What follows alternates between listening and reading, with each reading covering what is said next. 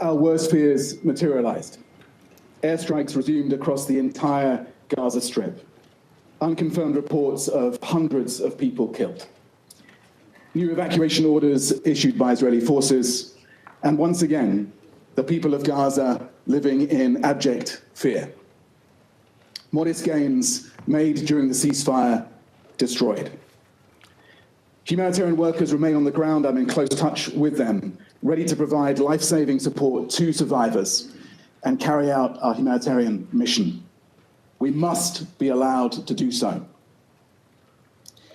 Last month, Madam President, I visited the occupied Palestinian territory and Israel to meet survivors, frontline workers, and authorities.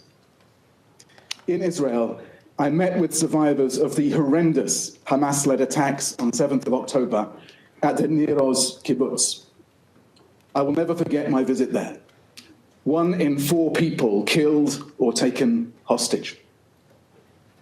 In the West Bank, I met with families whose homes were demolished and who faced daily threats of eviction and forcible displacement. My trip coincided with some of Gaza's better recent days. A ceasefire was in place. Humanitarians were delivering hundreds of trucks every day, saving lives and restoring hope.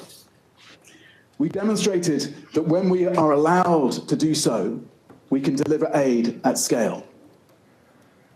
Not anymore. Today, I'm distressed to report that in addition to the intense airstrikes that have resumed, since the 2nd of March, Israeli authorities have cut off the entry of all life-saving supplies, food, medicines, fuel, cooking gas, for 2.1 million people.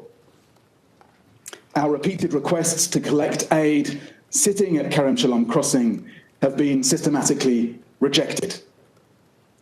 Food is rotting and medicines are expiring. No further hostages have been released. Only medical evacuations and humanitarian staff rotations have continued.